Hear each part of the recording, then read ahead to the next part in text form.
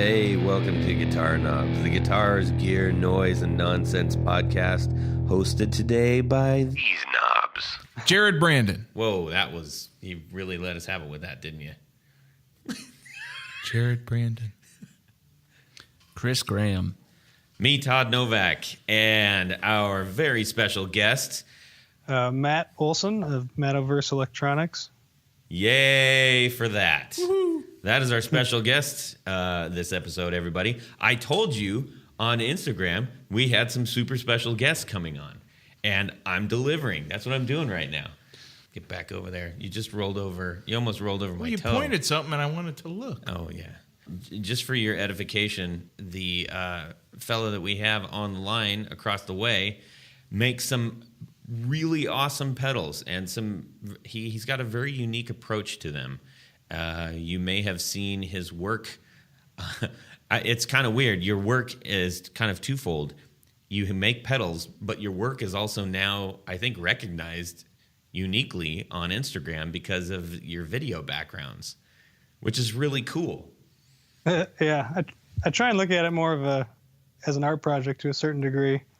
Yeah, well, it's coming through, and that's one of the things when I first saw your posts on Instagram, I was like, "Whoa, wait a minute, this is cool." And then I found out about and then I was like, "Well, let me see what the pedals are about." And then I was like, "Whoa, wait a minute, these are cool." So, without further ado, we're going to get right into this. We hope everybody's having an excellent day, whether you're driving in the car, listening at home, listening on a plane. I don't know. I could go down the rabbit hole there. Let's get into what is going on in our music universe today. I'm trying to talk. I was talking like that on purpose because one of my favorite podcasts is Men in Blazers. I'm a huge Premier Soccer fan, and Davo, for whatever reason, when he gets ready to talk about something, he makes it a point, and he talks like he's very staccato. And I was like, it seems like a trick, so I'm trying it. Is it working? Oh, yeah. I don't know. It got my attention. Maybe they're listening. If Davo and Raj are listening, I love you guys.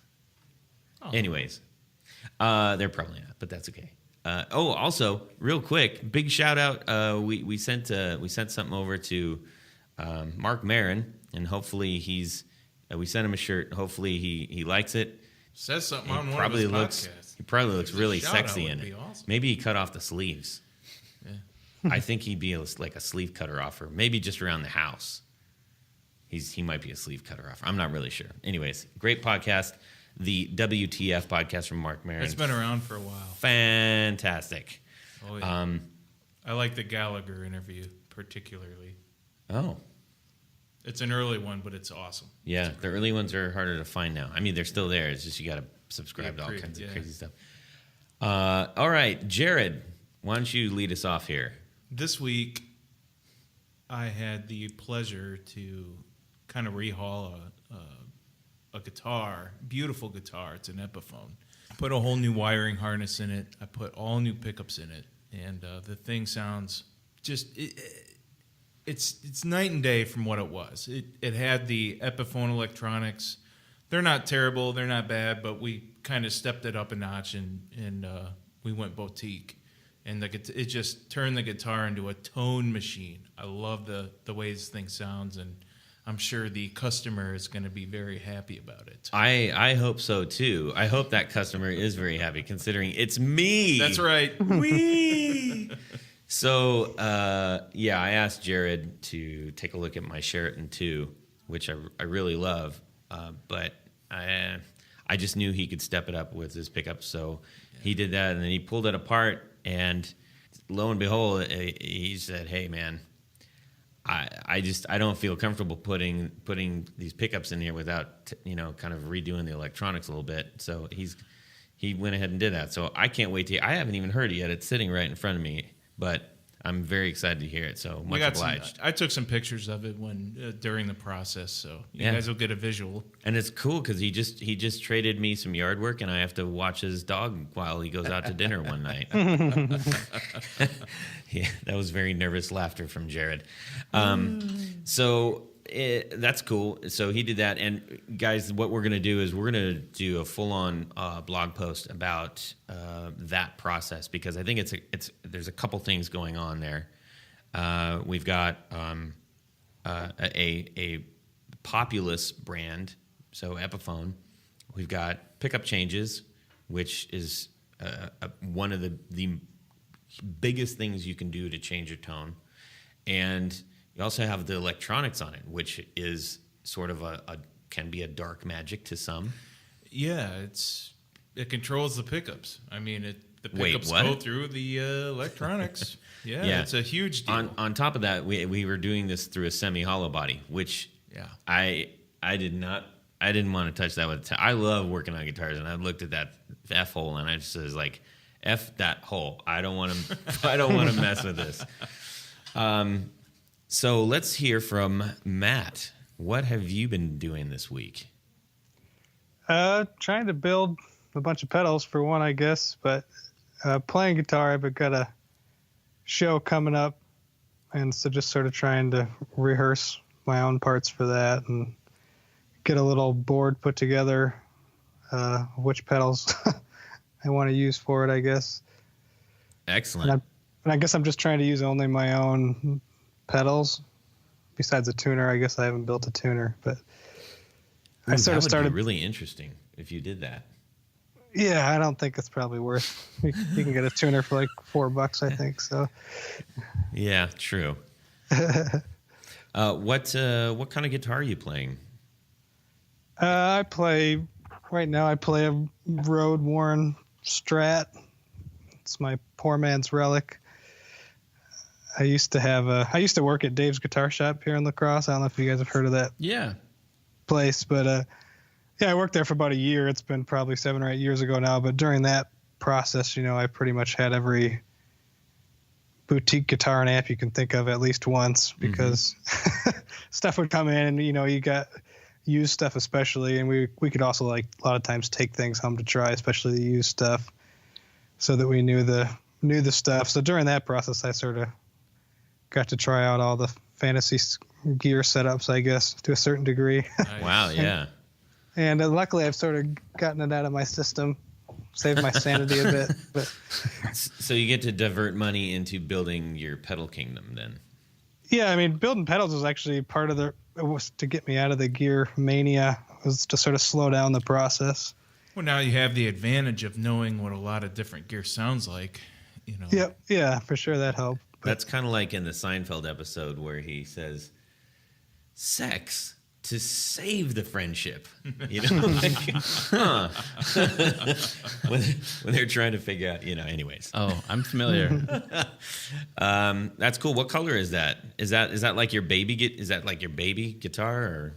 I guess. I mean, it's black. I probably play this little like cheap Squire Strat that I sort of use as my test guitar when I'm working on pedals and stuff. That's probably gets played the most out of any of the guitars at this point. Huh. I'm not really that sentimental about gear. I usually buy like the cheapest bargain bin thing that I can be happy with, because when I have the nice guitars, I'm too nervous to take them out and gig with them, and I'm always freaking out about the humidity in the winter then. And right. Is the band that you're playing in, is that something you've been in for a long time, or? This show I have coming up it's like a sort of one of my own projects, so I actually like sing in that one. Oh. But I mean, I started playing guitar when I was, I guess, 14 or whatever, and played in a band for a long time based on that. And I just played guitar on that, and that was sort of more, I guess it was the 90s, so it was, aggressive rock. Right. Cool, man. So let's hop over to Chris, find out what's going on with him. Yeah, so not as much guitar this week as normal, but I'm kind of to a good spot with my electric guitars right now, where I've got my well, wait a minute. Actually, a lot's happened. I'm like, wait a minute. A lot's happened. I finished a Telecaster build, and A thin line Telecaster, and this I used to live in Athens, Ohio, and that's the home of Stuart McDonald, aka Stu Mac. the luthier supply company, probably top 2 or 3 or so in the world. And so lots of people that I knew worked there. And one of my good buddies gave me this awesome body with a flame maple top, this thin line telly, and then gave me a neck that he had reliced. And I started to work on it about 10 years ago, and I tried to do a nitro finish on it, and I just ruined it. It was awful. And so I sort of through the podcast, I've been getting back into, goofing around with guitars a little bit more than I was before, and decided I was going to go for it, and figured out that you can strip nitrocellulose off a guitar body if it's nitrocellulose. A lot of times it's poly or something. Yeah. And just with acetone, aka nail polish remover, which you can buy for like $3 a quart at the hardware store. So I wiped it all down, and it took me like 15 minutes to get it back to bare wood. It was awesome. And then I finished it in tung oil. And tung oil is this amazing, it's an oil made from a nut. T-U-N-G, by the way. It's not like oil from a cow's tongue or something. No, yeah, it's T-U-N-G, and you essentially wipe it on with a piece of cotton, and then you let it dry, and then you wipe a little bit more on, and you have to wait a long time for it to set up, but it makes wood grain pop. It makes the grain very three-dimensional, much more so than a traditional finish. And so I finished my telly build, and I put some Brandon wound pickups in there. Oh, yeah. Oh, yeah. And it sounds stupid good. I'm Nice. obsessed with it. So I'm not playing my other guitars that much Sorry. right now. Just playing Yeah. that telly a lot, and it's been super fun. Really warm and glassy and flexible. Do just about anything I want with it. I can make it sound like AC/DC or make it sound like Mark Knopfler. It's sweet. I love it. Yeah, those were the All Nico 3 that I did for you. I love it. Good Big, pickups. big fan. I paid my own money for them. It was great. So this is not an endorsement. This is an unpaid endorsement. This is a for real. I believe in them. I was more than willing to pay for them. Thank you. I'm still, I'm on the edge. So what I have been doing this week, and as we wrap up our little "What Have We Done This Week" segment, drum roll. I don't actually do a drum roll. So I got speaking of Stu Mac, I got which we have no affiliation. We are not supported or affiliated with StuMac.com. Good place, though. Maybe someday. I got a nice ebony bridge That is nice. for my Godin archtop 5th Avenue Kingpin. Right now, it has a plastic archtop bridge in it, which it's kind of like, man, you went to all that trouble to make a nice guitar, but it's got like a plastic bridge. Like, I don't understand that. Does seem pretty silly. And it's the kind of plastic where if you click it, it's like, wow, that's like really, really, really hard and very porous plastic. All the things that don't make resonance happy. So I said, you know what? I would really like to change this out, and I think it was only like $25, man.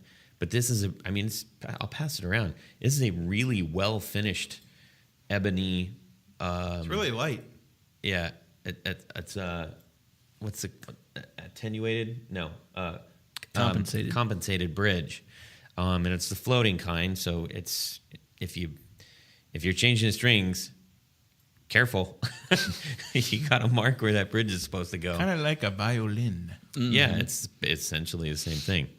So anyhow, I got that, and Don't drop it. The only thing is, and this is what Chris was pointing out earlier in one of our phone conversations, but I'm going to have to do a little bit of sanding on this. Fortunately, not much, but if you are out there and you are going to replace your bridge, if you have an archtop and it's not like a multi-$1,000 archtop, check your bridge. Might be made out of plastic. And in doing so, when you replace that, there's the feet are curved, the feet that sit on top of the arched body, and if you don't seat that properly, you'll probably get at worst some weird vibrations, and also that may affect your tone. I don't know. For sure, it definitely will. Chris says for sure he's an acoustic fella, so the same goes for acoustic guitars too. With if you've got a cheap acoustic guitar, yeah, but nobody really plays those. So. Yeah, probably not. Just putting and Stu Mack, another shout out to them. They do No affiliation. You can get if you've got a Gibson or a Martin, you can, and you have a cheaper plastic, or there's some other materials that are like Corian and Tusk, which are all far inferior to real bone, and you can get a bone saddle and put that in the guitar. And if you have even like on a really cheap Yamaha, you put a bone saddle on there, and the difference, mind blowing. Interesting. So much tone. Bridges are more sensitive than what the average person will think. I mean, you can what they do with violins, if you want to mute the sound on your violin, you get another piece of wood, which is called a mute. Yeah. And you add it to that bridge. You kind of slide it down. It looks like a it comb pinches. almost. It does, and what it does is it prevents the bridge from resonating more, and you get more of a. Yeah, it's good for practice. Yeah. Yeah, I mean, that's something also, that's a good point. If you do have an archtop or an acoustic, and you're playing, semi-hollow, yeah. and you just want to kind of dull some of the acoustic, just a little piece of cloth, just even weaving it in between your strings will take care of it. Sure. Anyways, okay, wake up, everybody. Sorry, archtops and stuff. And it's an electric archtop, so give me a break. So, everybody who's listening is probably wondering, dude, why are you talking to this dude? This fella, Matt Olson of Mattoverse. And the reason is, everyone, as I kind of mentioned before, I spend an awful lot of time on Instagram, and I ran across a video and then quickly fell down a rabbit hole of Instagram posts that this fella Mattoverse was creating, and I was really entertained and very intrigued, because I think I was seeing something that was kind of different.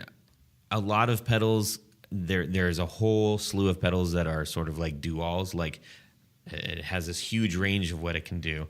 And what I seemed to be seeing was somebody who is putting a little bit more of a laser focus on functionality. And I have also mentioned in the past that we try to focus on makers, builders, luthiers, etc., that are doing something unique, not only with the product that they're making, but how they're getting in front of us and making us pay attention to them. And I definitely found that in spades, both with the product and the manner in which you were giving us those things. So, yeah, what microphone? What microphone says what? Yeah, exactly. So I wanted to get Matt on here and have him tell us about his approach, how he got started in guitar, what point he decided to get into pedals, and talk a little bit about his approach, which is pretty unique. So, without further ado, Matt Olson of Mattoverse. Okay, well, I mean, thanks for all the kind things you said. I appreciate the feedback. Sometimes on the internet, you put stuff on there, and it's hard to really gauge if people are, you know what I mean? Like, yeah, the engagement is somewhat superficial because it's not that hard to click the like button or whatever it may be. Yeah. But I appreciate the kind words. I mean, as far as how did I get to making pedals, I don't know how far back you want to go. Well, how did you decide that guitar was a thing for you? I mean, I guess that goes back to like, junior high.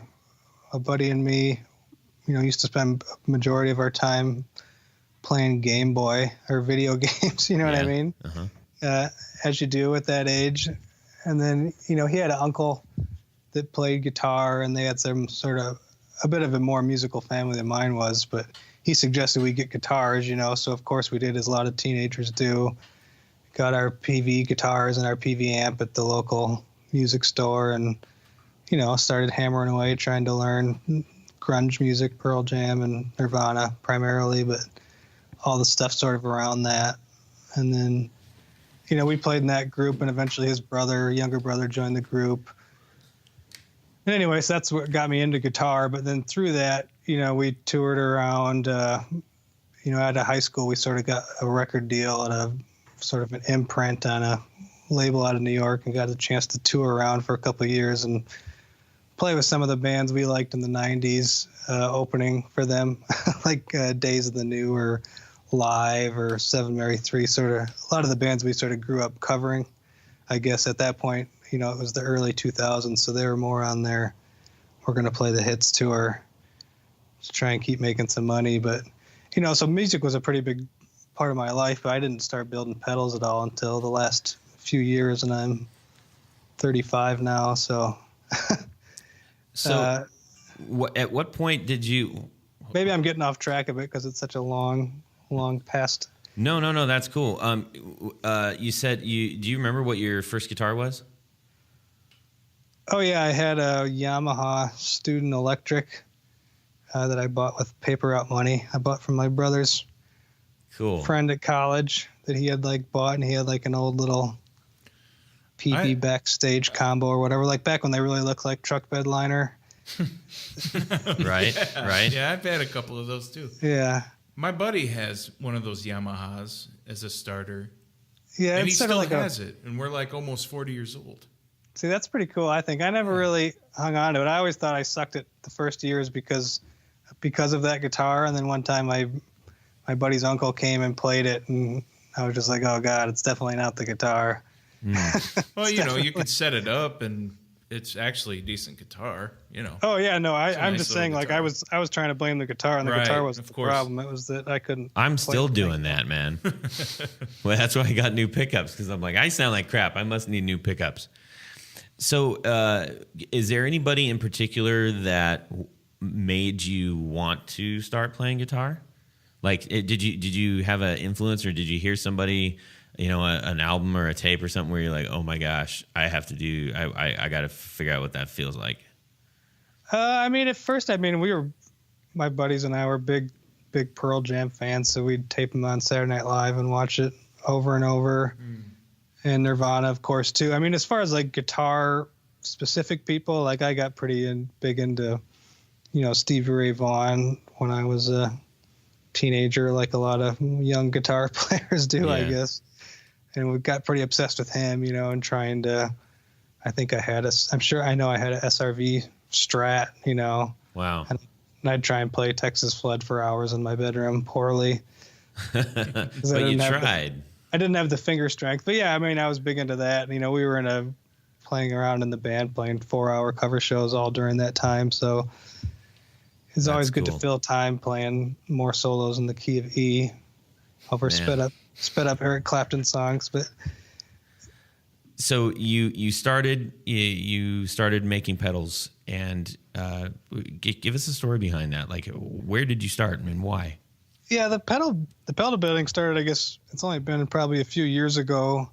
I'd always been wanting to learn about it, and had sort of gotten books and stuff in the past and just could never make any progress. I guess went as far as buying those kids circuit sets that basically just push together with plastic, I'd tried those years ago and didn't really hook up with anything, but the Radio I sort of Shack got ones, right? The Radio Shack, Yeah, exactly. Everybody sort of had those kits when they were kids or whatever, but never really, took in with me. I never really felt like I got it. And then, over the years, I got sort of big into synthesizers and analog synths and bought a bunch of those to play with. And then, I was sort of just going crazy because I sort of traded the guitar fix of trading guitars and amps and all that stuff for like doing that with synthesizers then. And then I ended up sort of getting this old analog synth at a pawn shop. Then I had a tech I know fix it up, and I made like, $2,000 selling it. And I was like, all right, instead of just like buying another synth and then just sort of like trading all my money away till I'm back down to the Casio keyboard, like I'm going to like use this money to like try and fail at building stuff. You know what I mean? So at first it just started out, like building like a clone of a boost pedal. You know what I mean? A lot of people that get into like audio electronics sort of start with the same sort of basic guitar circuits, which is often like a boost or something, or a tone control, or you know what I mean, just like the things you'd put in a guitar itself. So the synth that you sold, that was sort of seed money to start the pedal venture. Yeah, it was like, this is sort of like free money, and normally I would fritter it away on buying and selling more gear, you know what I mean, and paying for shipping as I got the 7th amp for that year, Oh, man. And then I can't get out of that loop, man. yeah, so like it was sort of like a means to get out of that, but it was also like, all right, you're not gonna like, you're a moron, you can't really like, it's not sticking to read the books or to watch the YouTube videos, you know what I mean? I have to like try and learn how to solder stuff together and just like screw it up over and over. You know what I mean? But being to be like, okay, well, it's going to cost me $10 to do this wrong, and then it's going to cost me 10 more to do it wrong the next time. But by the 5th time, like, you're starting to do it right. You know what I mean? That would have cost you $50. Yeah. But I mean, like, now I'm sort of gaining like a better, like, I'm no electrical engineer by any means, but I'm gaining like a better intuitive understanding of some basic principles. You know what I mean? Like, if I put that in the wrong place, this bad thing's always going to happen. Like, I got to learn that it goes here instead, or whatever it may be. But then from that, I just started building first like little noise makers, like drone synths, because that's like another sort of entry point. And there's a book I got called, I think it's called like The Art of Hardware Hacking or something.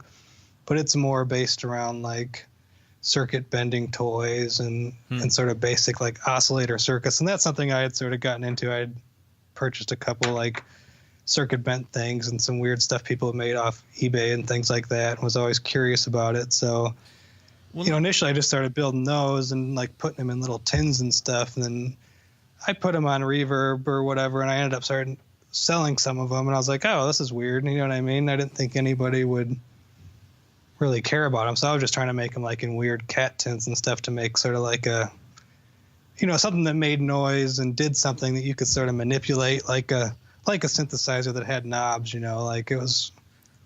Yeah. Yeah. But something that also sort of looked interesting and was cool on its own. You know what I mean? That even when it wasn't. Well, let me ask you this. So, like the pedals that you sent us that we've been playing with are very interesting, and they're super unique, as far as noise makers go. And I think some of the perplexiness I think that Todd was getting at is, you're talking about your heroes, Seven Mary 3 and Pearl Jam and Stevie Ray Vaughan. Those guys would probably, these are pretty out there, as far as pedals go, as far as being interesting and unique. And, it's almost the exact opposite of what those guys are about. Yeah. Well, I mean, a lot of that stems though from like, I was big into like those groups and that, blues music and that kind of stuff when I was a teenager. And then once I wasn't, as I sort of got out of high school and things, like my musical taste varied pretty widely away from that. Yeah. So with that, like me and Todd were playing with some of these pedals, and we're sort of like thinking about, man, like what's the band, what's the artist, for you that would just be a dream come true of XYZ artist is sold out Madison Square Gardens or I don't know, the Ryman Auditorium or something really prestigious, and they're using your pedals, and everyone's like, how do you do that? Oh, he's got those Mattoverse pedals. Who's sort of your dream, someone like that would find your pedals and that would really serve their style of music? I don't know if I really think about it quite from that perspective, but I can say that like stuff that probably influenced, me in that direction. I mean, I was big into Radiohead, but I didn't really get into them until Kid A. So I sort of started on the weird stuff, so I always sort of like the weird stuff better. You know, I mean, I like a lot of weird. I guess my wife says it's weird. You know, she doesn't like, what's this weird noises in this? You know, I like deer hoof and other, you know, animal. I like, you know, just like I don't really, I don't stay on anything for too long, but I get pretty into things for short periods of time. So I just won a trophy in here because right as you were about to say what the name was, I looked over to Chris and I said, Johnny Greenwood. And I'm pretty big into radio. I was like, yes, I win. Winner. I'm a winner. Hey, real quick, Jared, why don't you tell everybody what pedals we have in front of us so they can understand what we're referencing here? Well, the first two pedals I actually had and tested out was the drone tone and the bad passenger fuzz. Liked them both. The other two was swell delay and the wobble room. I did not get to use the swell delay, but I used the wobble room. It was pretty cool. I love the design on these. The visual is on the visual design on these pedals is just fantastic. It goes right with the effect, in my opinion. They kind of feel like the pedal, which I think is cool. That's a thing. The lights, the knobs, pretty user friendly too. Drone tone I had some fun with, and you know what? Something I wanted to mention before I got into actually looking at these pedals in front of me. When I use these pedals myself, I kind of thought of associated these effects with the band Muse. Okay, sure, yeah. Yeah, I think he has those effects inside of his guitar or something like that. But he had an actual touch screen on the front of his guitar. I mean, that was one thing that they did, but they're more than that, obviously. Well, yeah, but that's just what I associated these pedals with. But and I like that music too. Yeah, but yeah, I used the 3 out of the 4. Really, I liked all 3 of them. I messed around with them for a while. Yeah. The drone tone was really cool. You just mess with the you know, and you get the. And so let's explain what that is. Here's the mix volume. You can mix that too. Yeah, let's explain that real quick. Or actually, instead of us explaining it, why don't we have the maker kind of maybe run us through these 4 particular ones, and then kind of get into any of the other things you want to chat about real quick with the other pedals. So starting with the drone tone, Matt. Mm-hmm. Well, with that one, it was pretty much. I was sort of making these drones, sort of made that, you know, it's basically just like a pulsing sound that you can sort of set the speed and pitch of. Mm-hmm. And a lot of people would say, oh, you know, can I plug my guitar into this? You know, and at the time, like, I hadn't really considered wanting to do that. But after people started messaging me and asked me about it, I was like, oh, I don't know, you know. And so I experimented around with that and tried to do like sort of a basic version of that. And actually the first pedal that did that was this one I don't build anymore called the Gator Drone Fuzz, which is sort of like the drone tone combined with the bad passenger fuzz in one pedal. I mean, tonally it was slightly mental.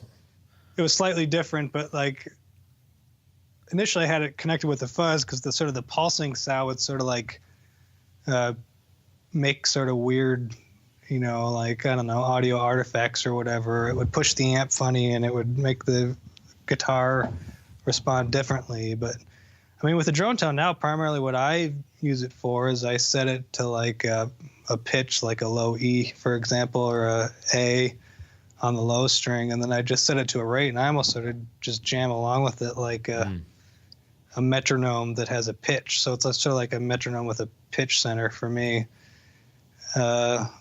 You know, and other than that, you know, you can also set it to the drone mode and do sort of just like the pitch sweep kind of stuff for crazy effects. But yeah, I mean, that was sort of the idea behind that was it was a separation of those 2 pedals, but also just like a really basic introduction to this kind of an idea. Yep.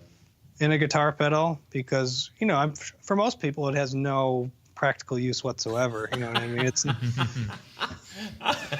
It's not like you're not going to sell like 1 million of them. You know what I mean? It's not going to be like the DS1 or something. That was such an epic description.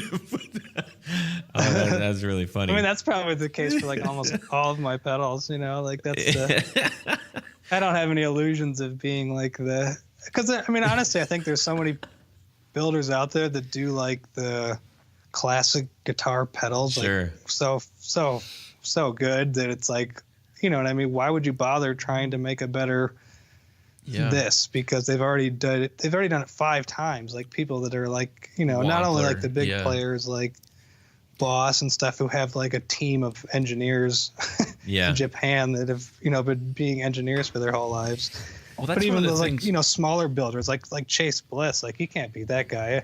I mean, look, you know, if you're trying to get like a pedal that can do everything in that particular effect category, you know what I mean? It's like you're not going to find anything better and be able to engineer it better. I can't. You know what I mean? Yeah. That's one of the things me and Todd were talking about with these pedals, of how there's the ones that we were messing around with, the exception of the delay one, I think. But even with the delay one, there's sort of this like thing going on of this is the pedal you'd want to use at the end of the trippy song to make a lot of crazy noise, and then you bend down at the end of the song. Or the moment. It's a moment. Yeah. It's sort of a moment use. It's not a always on kind of thing. Yeah. Mm-hmm. Something that you'd reach down and then manipulate the knobs and, you know, sort of get some sort of crazy trippy explosion of noise at the end that then sort of decays out to... Let me touch on that really quick. You know, we were joking around with Johnny, you know, the idea of Johnny Greenwood, but you know, I think what I've seen a few times in shows lately is I've seen the pedal boards on a pedestal. It should be called a pedestal. Oh man, we're gonna make a new product. It's just a pedal board on a stand. It's called the pedestal. Damn it! It'll elevate your musical talent to whole new levels. Whoa. Yes. Anyways, the idea that these are pedals that you would opt to tweak mid-song. You know, it's not set it and forget it. These are very much made for that, for the tweakage. So let's talk about the Bad Passenger really quick. I mean, that was a friend of mine that I had sold one of those Gator drone fuzzes to, really liked it, but he's like, you should make a one knob fuzz. And it's like, honestly, something I had never considered doing. For one, because there's so many out there, and for two, it's like with the one knob fuzz, you can't really sell it for very much money because it's got one knob on it. You know? And so like there's not really like much margin there to like make it worth your time to do it over and over. You know what I mean? Sure to build one or whatever, but that's always sort of the equation you have to run when you're building these and hoping to not lose money in the process. But yeah, I mean, that one started it was actually sort of meant to be the fuzz part of the Gator drone fuzz, because some people really like the fuzz part and some people really like the drone part, but yeah, just separating those out. But it didn't quite turn out exactly that way. And honestly, like it's really like sounds best if you're like already at full volume, where it's like you're not getting this huge volume boost because there is no, you know, the knob is just volume. So, you know, I've played some. I'm not a big fuzz fan myself. And, yeah, I'm not a huge fuzz guy. And either, I've tried out about 3 or 4 or 5 different. This is my favorite one. I really like this fuzz pedal. I played it through a couple of AD30 orange amps, and it pushed the amps. I just love the way it sounded, so I just want to throw you that compliment. Oh, thanks. Yeah, no, I mean, it probably would sound good for that because it's sort of maybe a more woolly sounding fuzz. Yeah. I don't know if that's a way to describe it. No, I'd agree. That's a good way to describe it. I thought. So when I said it, I like boost pedals. I'm a fan of them. I'm actually working on some myself.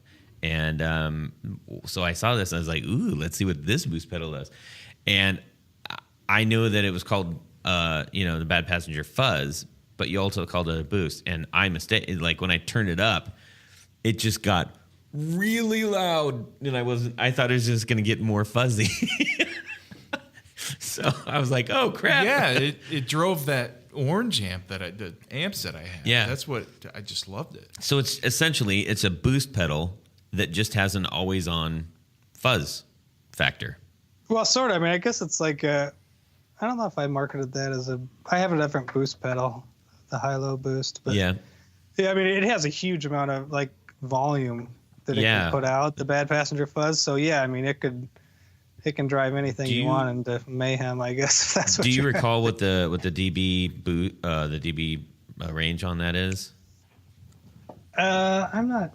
I don't have that one rated in dBs so much, just because like it's always distorted to be, you know what I mean, for the most part. So okay, that's why I sort of saw it more as a fuzz. But I mean, I guess whatever the maximum number of dBs you could output out of a pedal when that's what you should actually just put on the website, is like the maximum number of dBs you can put on a pedal at once. I mean, I don't know how. I guess I'm saying I don't know how I would make it louder. Yeah, like, I don't know how either, because that got really loud. That was exceptionally loud. But it sounds, I mean, we played it through your, was it Little Princeton? Little Princeton reverb. Holy moly, man. It was making that thing thunder. On 3. So tell us about the swell delay. Yeah, the swell delay is, it's basically just sort of like, it uses that PT 2399 delay IC. There's tons of pedals that use that one.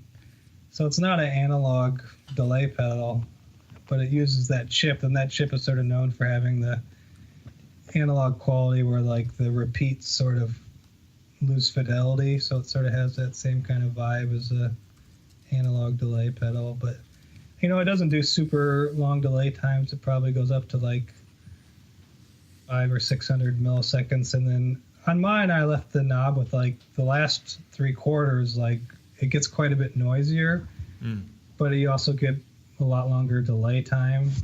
A lot of times people build it with that chip and they just stop it so it never can get noisy. But I'm just like, well, some people use that as an effect, and sometimes it's nice to be able to have as long a delay as possible. Well, yeah, you can play over over it. So the swell basically is just like, it's basically just connecting the, it'd be like if you just maxed out the repeats knob by pressing a button. That's essentially what the swell button's doing. So okay. Anybody who's played with a delay pedal knows that when you like crank the repeats all up, it like flies off into that's awesome self-oscillation. But by having like the swell rate knob, I'm not sure if that's a good name for it, but you can sort of set how fast that connection gets made to a certain degree. So at longer times, that takes a longer time for that to ramp up. So a lot of times I use that now, like if you're playing out of a part of a song, a chorus, for example, like on the last chord, I'll step on the swell, and sort of as you're chugging through that, 4 or 8 times, I'll let that build up, and then it'll sort of decay into the next. That's exactly how I was using it. Yeah. So, you can also set it, depending on where you have the repeats knob and the delay time set, you can make it sort of come up really quick and short too, and you can sort of do some fun things with that. So Matt, tell us about the wobble room pedal. I had that, and I had a lot of fun using that. I like that pedal a lot. Yeah, that was pretty cool. It was like I was chugging along with the rate, and it sounded like I had more than one guitar, like 3 or 4 guitars trying to play. It was pretty cool. So tell us elaborate on the wobble room pedal. Yeah, the wobble room's sort of a weird one. I mean, I guess both that and the swell delay sort of came out of this Warble Swell delay pedal that's now the Warble Swell Deluxe delay, but it was sort of the same bass delay circuit as the swell delay, but it also had like a modulation that's done like, I guess, optically or whatever. And then I realized like the certain parts of that I liked, but when it was connected to the delay, it was just like couldn't do certain things that I knew it could do if it was on its own. So that's sort of a separation of those two into like, sort of setting up the knobs and the tapers and things to focus on the areas I wanted to. And part of it too with the wobble room is I wanted it to be able to do like really gross depth or sort of sweep. You know what I mean? I guess if that makes sense. I wanted to be able to really go off the rails, because a lot of times I'll get a chorus pedal or something like that, and it can never really get like super gross, and it seems like a lot of the sound change is only like in the last tiny bit of the knob turn or something. And I don't feel like I'm getting like a huge effect, like I can't. So I guess it's just like, and also because I wanted to, part of the goal of building pedals, I wanted to like build all the pedals that I would want instead of buying them. Right. So it's like I wanted to have a vibrato or chorusy type pedal. So that's why I built it. I mean, a lot of the stuff I build is just I want to build it for myself, and I'm like, well, instead of making one, I should make, started out just being I'll make 10. You know what I mean? Sure. And I'll put them up for sale and see what happens, and then if I sell those, well, then I'll make 10 more, I guess. You know what I mean? Yeah. Touch on that really quick, because I think that's anybody who is dabbling. So I've been dabbling in pedals, and not to be like, oh, I'm gonna go be a pedal builder, because there's a lot, like you mentioned, there's a lot of people out there doing that, and there's a lot of people out there doing it really well, and I'm not one of them. But I love the idea of getting into the things that I'm working with. And I think it's when you do finish a pedal, you're like, this is a really great pedal. I bet a lot of people would buy this. At what point did you say with that first or second pedal, you're like, you know what? I wonder if people would buy this. Like, hey, go walk us through that a little bit. Well, I guess it probably started with some of the drone type synthesizer things that don't have any guitar input. Those are the things I first started selling. And, when I first started selling those, like I said, I'd done those tins and things, and I sold those, and it was sort of hard to work with the tins and to find enough weird tins at the thrift store and things to keep that going. So I was like, all right, well then I'll, try and get the Hammond boxes or whatever and make something that's like a little easier to build repeatably. And that's sort of what led to all the other things. To begin with, I didn't plan on building any guitar pedals for exactly like all the things we've been talking about. You know what I mean? It's like there's just so many of them out there and this and that. But then it was like, oh, well, I sort of wanted to build some for myself. And then I started combining some of the drone synth things with guitar pedals, and I'm like, oh, well, this is sort of different. You know what I mean? Yeah. There's not a huge market for it, but there's a way bigger market for guitar pedals than there is for like drone synthesizers on their own. You know what I mean? Right. So it was sort of like a marriage of those two things. So, I mean, that's sort of like part of the reason a lot of the pedals are pretty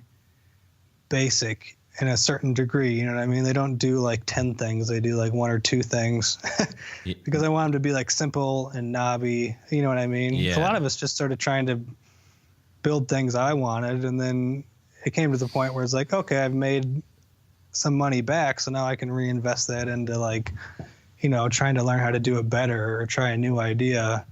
So some pedals I'll build, I'll sell not that many over a period of 6 months, you know what I mean? A particular model. And then sometimes you'll sell a bunch of one for a while. It's sort of. Do you mind explaining, just out of curiosity, because I think, you're a perfect example of like, hey, I didn't try to set out to do this, but ta-da. Yeah. What is a lot and what is many? Like, do you mind telling us that? Oh, yeah. No, for me, I mean, last year was like the first year I tried to, I guess I could say it's the first year I made an effort to sell something. You know what I mean? Uh-huh. Like, I'm going to build 10 or 20 of these and like for the purpose of sale. You know what I mean? Not to keep them all for myself. So last year I sold like 239 pedals or something like that. That's between for not trying to sell something. That's pretty great. Yeah, pedals and drone synths, and I had really just been doing that maybe more seriously in the last 6 or 8 months of the year. So you're quitting your day job, is what you're saying? No, not even close, unfortunately. But anyway, so I started. I got like a lot of good feedback from people, and also something I do with pedals, I always send out like music, because primarily, like, for the last 20 years, I've been playing and making music in a variety of formats. So Right. to a certain degree, it was like I wanted the pedals just to be another introduction to whatever. I mean, that's sort of where Mattoverse came from. It's sort of a dumb name for guitar pedals, but like, What? you know, like I had like so many different, I had probably like 5 or 6 different music projects online. You got all the flipping Facebook pages and Bandcamp accounts, and like it was sort of an effort to try and like compress all of these things under one heading. You know what I mean? I like the name. Yeah, it's but the the guitar universe of pedals Matt, were just right? sort of an extension of that, because you know, it's more about, for me, it's more of like a holistic thing. They're all sort of feeding off each other. You know what I mean? So when I sort of lose the Jones or the drive to write and record music, well, then I can build these things and sort of make them look like neat things. And then I can make music with these things and make videos. And that sort of gets me re-inspired to, you know, play the guitar and write songs. So I'm trying to look at it as a feedback loop. Well, I suspect that there's a lot of people in your shoes, so to speak, of, you know, I've got a full-time job. I'm really into guitar, and I want to do something with that that's beyond, I don't want to be a rock star. Like, I want to build something. And I want to be a rock star.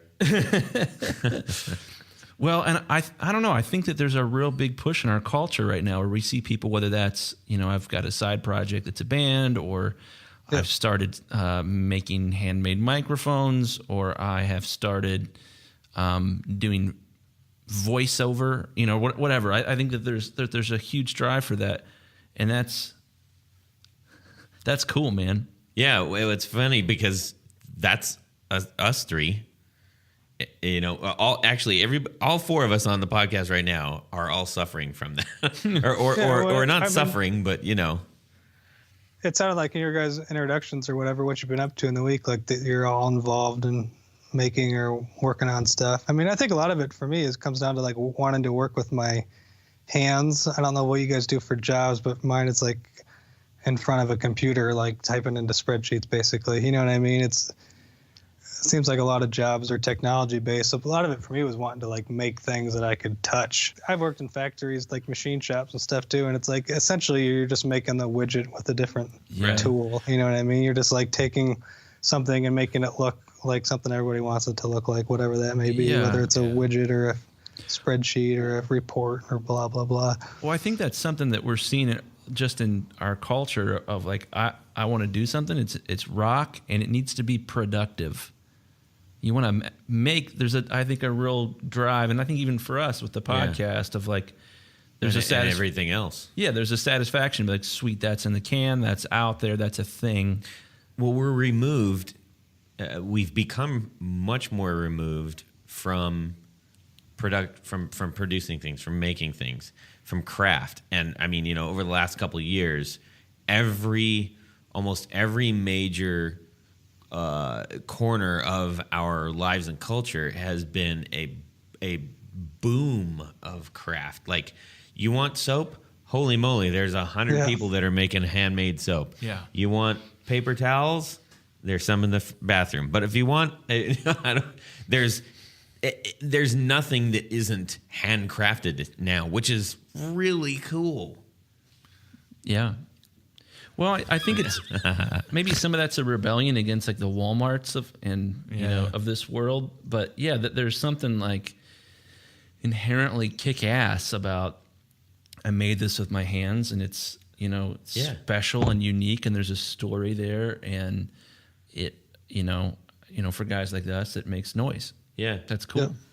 Yeah. I mean, I think the internet just enabled like people to see what other people are doing. You know what I mean? Yeah. With places like Etsy and stuff like that. Like, it's just, you can make whatever thing you want, like, and put it on there. You know, maybe nobody will look at it. And for the most part, like, as a percentage basis, nobody is looking at it. You know what I mean? And nobody ever will. But the world's a pretty big place. There's a lot of people that end up being almost like into the exact same things that you're into in a strange way. Yep. Well, we're hoping to connect with them all the time.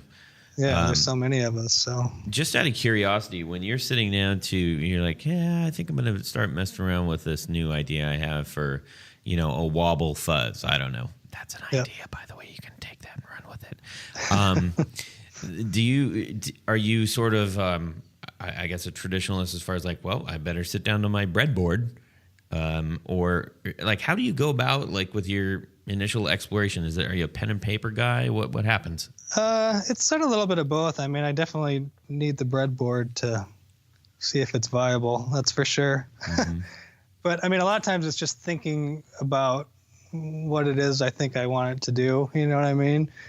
And then trying to think like what aspects of what I've already done like could be used as potential building blocks. You know what I mean? Right. Because like in guitar pedals, it's like pretty modular in a way. Like every pedal, the guitar needs to go in and needs to go out, right? So it needs to go through something, and it's like always needs like not while it's off, but while it's on, like it's got to go through some sort of a buffer or something so that you can mix whatever you're doing with it, or vice versa, or mix it into something. Like most of the stuff in guitar pedals, like there's not that many different ways to skin the cat, I guess. Well, that's a great segue. Where do you see Mattoverse electronics going? Like, and I don't mean give us your 10-year, PowerPoint, but like, what? Surely you're making products that give us the impression that you're thinking ahead of wherever you're at right now. What are you thinking about right now? Where are you going? I mean, probably more on the less traditional guitar pedal line. I mean, I'll probably keep building like the fuzz and the high and the boost and possibly the wobble room, but like those aren't like, there's so many pedals in those categories already. Mm-hmm. You know what I mean? Like nobody has like an empty spot on their board for another boost or one knob fuzz. But they don't have awesome video backgrounds. Yeah. But I mean, I don't know. I don't do it for a living. And, though, like once you start selling some, you're like, oh, maybe I could do this for a living and my life would be amazing. But I mean, I don't know. The reality of it is like, you'd have to make so many, you know what I mean? That you'd probably like want to jump off a cliff. You know what I mean? Like, well, that's why it's interesting talking to people like you, because you're making a dent in our guitar world. You have a presence. Yeah. But you're doing it out of a passion move, not because you have made a career choice. And I think that's unique among a lot of craftsmanship, to be quite honest. And the fact that it isn't simply that, talking about soap is like, hey, I'm not knocking anybody that's making a handmade soap, but guess what? It's handmade soap. And you're not going to innovate. Likely, there's not going to be massive innovation in handmade soap, but there is like a world of possibility just with a simple resistor change. I think that's part of the thing that's so fascinating about this kind of craft. Yeah, that's cool. Well, Matt, we're going to move on to a super exciting, if we can stand any more excitement, portion of our little podcast here. Okay. Chris is going to deliver it to the world right now. We're going to play the guitar version of "Would You Rather." We see, the thing is, the only effect that we ever have for any kind of intro is just echo. So maybe that's a pedal, Matt. You can work on an intro pedal. There we go. Or we could do like this three that has like 8 knobs. Would you rather? So here we go. Here's my would you rather question for you. Would you rather?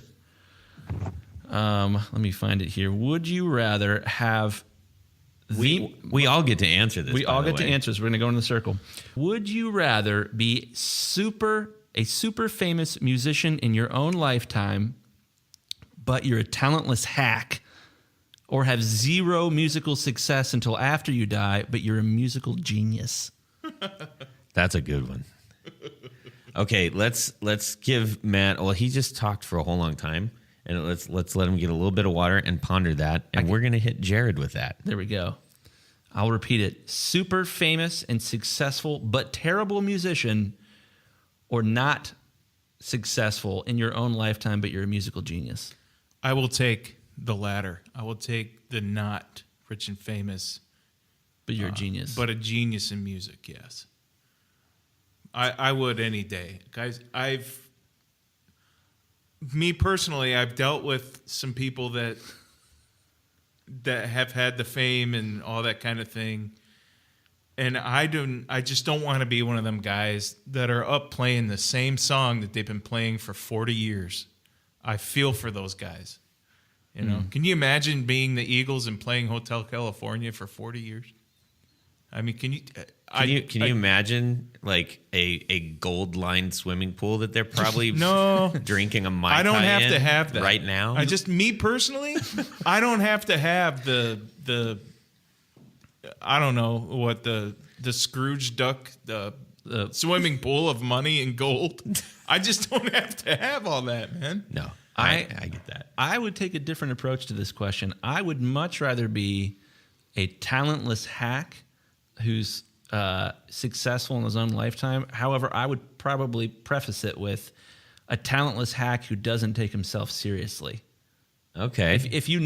If I knew I was a talentless hack and then it was just ridiculous that I was like, had one hit wonder, a bunch of hits, but they were all terrible. Well, that's the James Franco effect. Yeah, exactly. Where he's like, I mean, whatever. But it's hilarious. Yeah. So he is kind of a genius, actually, in doing that.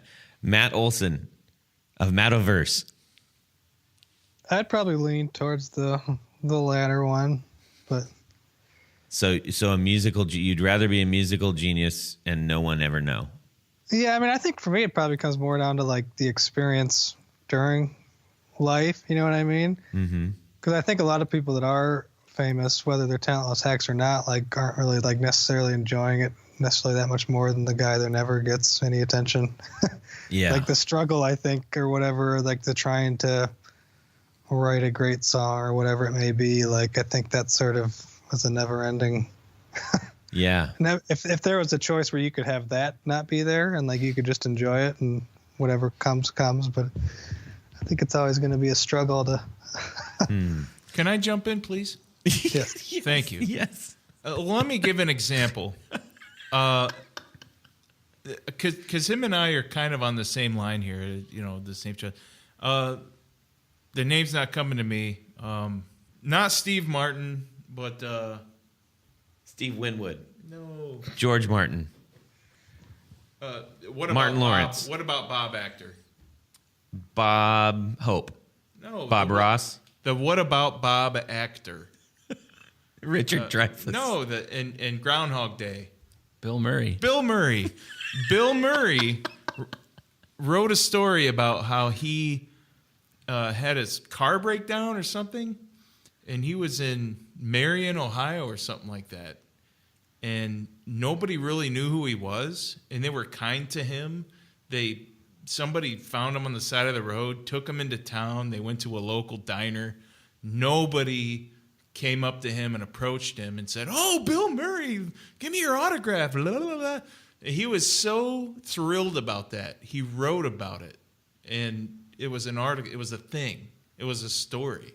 Huh. He was so excited about it. He threw Marion, Ohio, a bone and complimented them for not, you know what I mean? It's flocking around him like, flies on poop. You know. Well. All right, I'm just going to play devil's advocate. I'll take being a talentless hack and getting the payoff for it. Okay. I've spent most of my life being a talentless hack and not getting paid for it, so I might as well try the other side. You know what I'm saying? Yeah, that's what I would do. I mean, why not? It'd be fun to try it.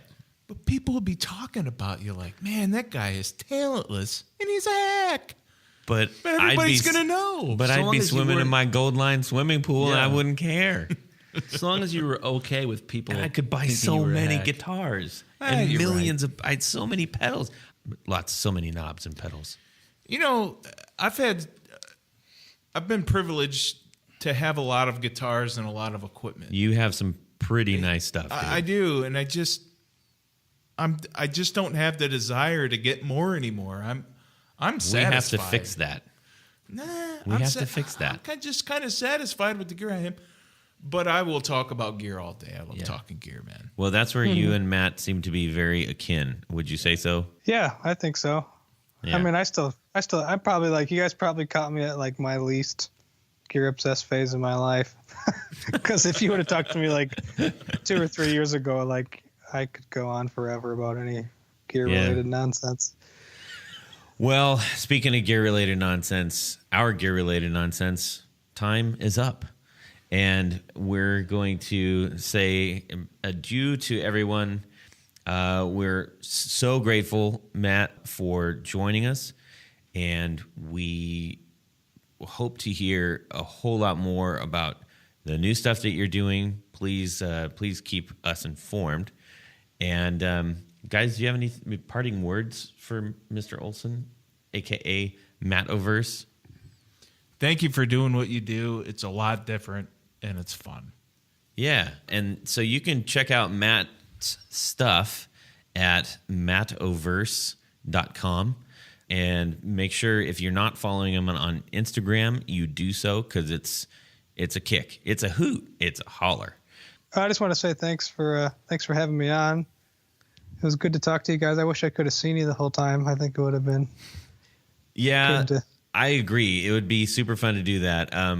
To those who are listening, we're doing this over Skype, and we had a little bit of time to hang out on video for just to get sound check. But in order to make sure that we have the best connection we can, so that you get the best audio quality we can.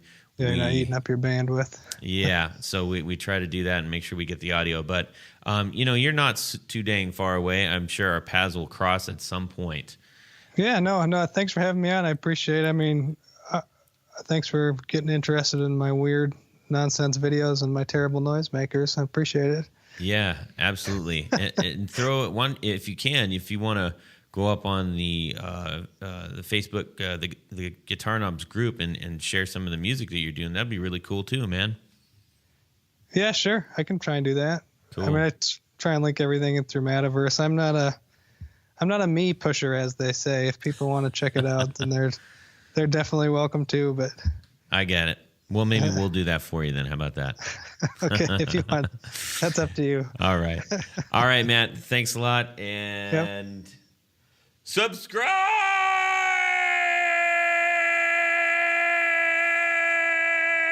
That's a pedal. You just make it that sound, and you just keep it going. It oscillates forever. Well, that's it for these knobs. Please visit us at our website at theguitarknobs.com for episodes, news, and guest profiles. You can get all social with us on our Facebook group at facebook.com/groups/guitarknobs. Give us a tweet at guitar_knobs. And check out our gallery on Instagram at guitarknobs. No spaces on that one.